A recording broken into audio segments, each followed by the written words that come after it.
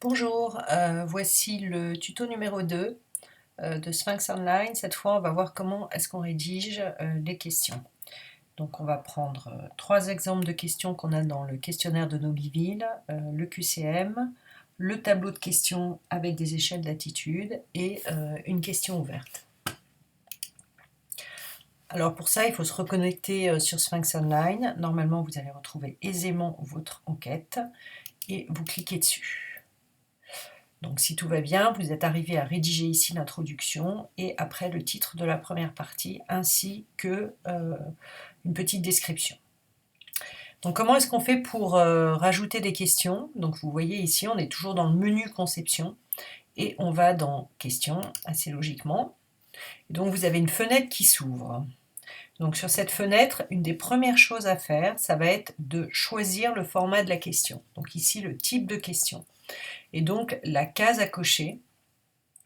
Donc on va commencer par un QCM, donc on va commencer par la première question.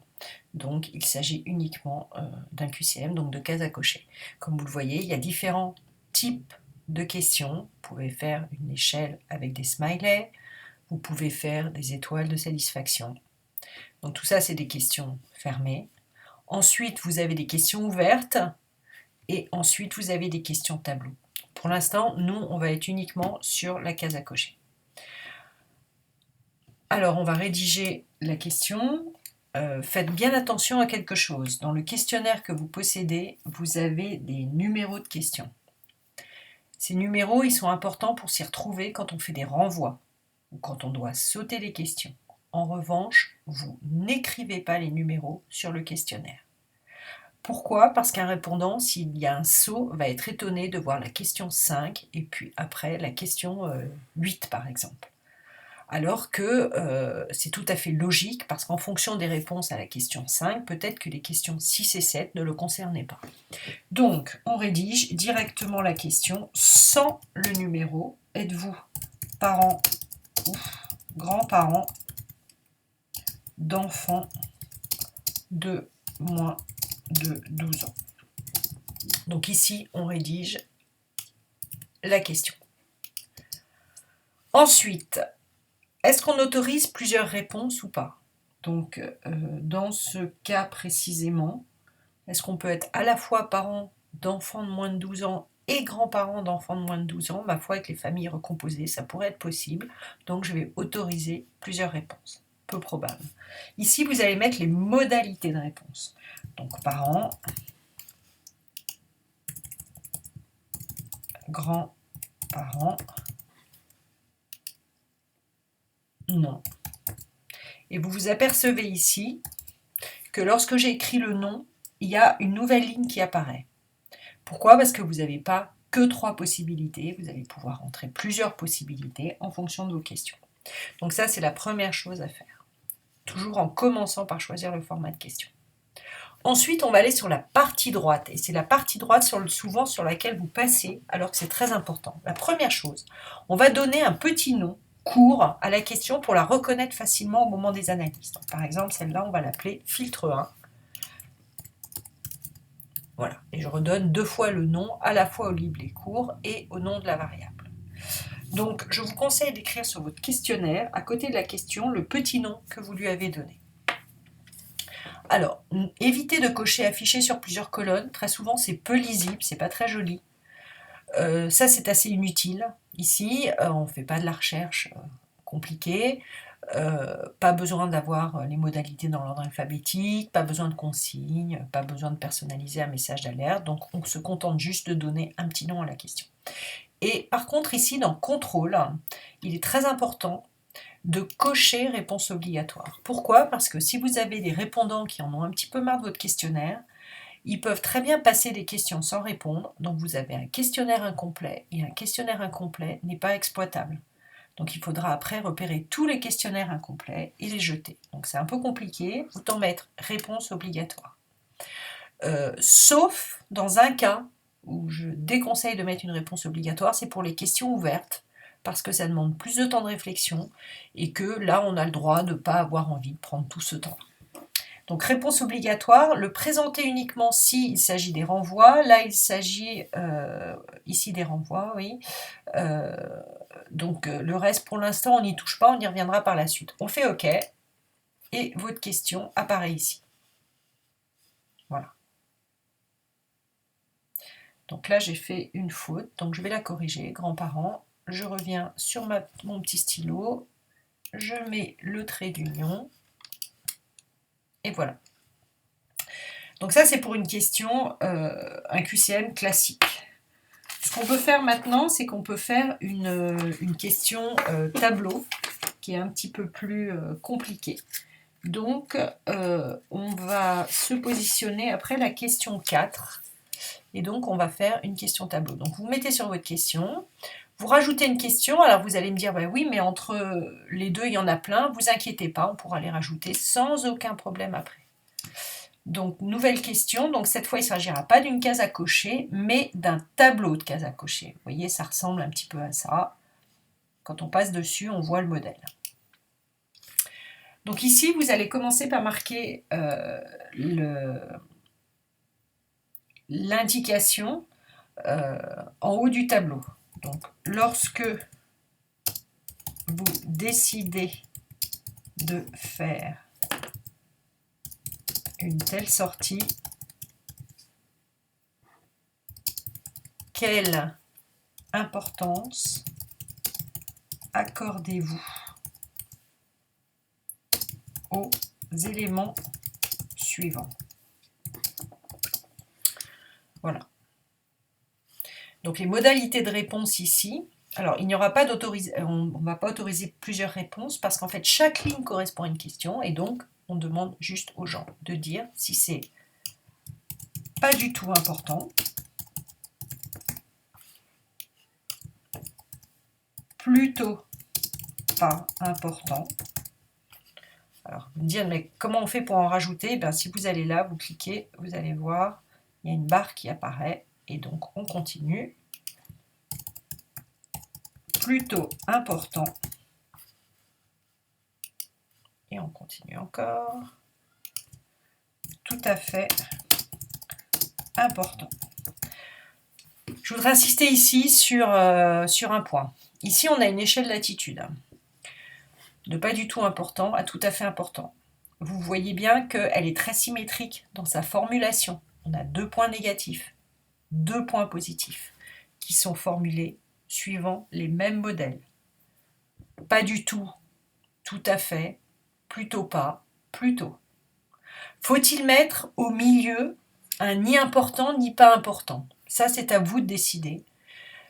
Moi, je préfère en général forcer les individus à se positionner parce que les paresseux, sinon, vont systématiquement cliquer au milieu. Mais encore une fois, ça dépend du contexte. Donc là, les modalités de réponse, elles seront toujours les mêmes. Par contre, ce qui va changer ici, c'est les éléments pris en considération. Donc on a le prix, la proximité, donc en termes de distance, l'accessibilité,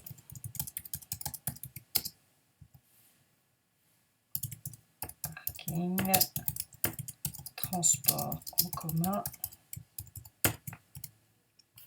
et on continue, l'accommodation pour les enfants à mobilité réduite, très jeunes enfants. Ensuite, les services complémentaires.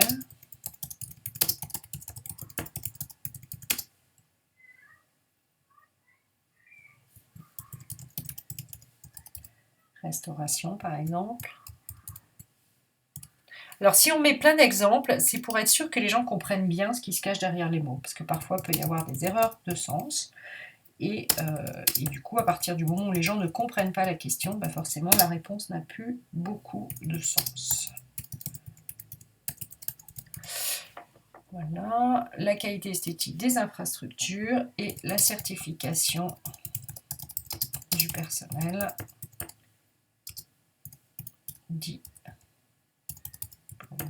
expérimenté. Voilà. Donc on va leur donner, lui donner un petit nom. Donc là en fait quand on regarde, on est sur l'importance pour les sorties des éléments. Donc importance sortie. Importance sortie. Et encore une fois, je l'écris bien évidemment sur mon questionnaire. Donc pas besoin de présenter les questions dans un ordre aléatoire. Alors la réponse est obligatoire, encore une fois. Ok. Et là, vous voyez, vous avez un beau tableau qui est bien aligné. Alors ce qui est intéressant ici, on a des petits points orange. Ces petits points orange traduisent, quand vous cliquez dessus, la réponse obligatoire. Donc ça, c'est un bon moyen de vérifier que vous n'avez rien oublié. Vous regardez vos questions, s'il y a le petit point orange, c'est que vous avez bien pensé à mettre la réponse obligatoire. Donc on a vu le QCM, on a vu le tableau de questions, on peut passer à une question ouverte cette fois. Donc les questions ouvertes, il n'y en a qu'une dans le questionnaire, c'est juste avant la fiche signalétique. Donc on y va, hop, on rajoute une question encore une fois. Et donc cette fois, c'est une question ouverte et c'est une question de texte, étant donné qu'on attend des individus qu'ils écrivent leur réponse. Donc la question, elle est très simple. Avez-vous des suggestions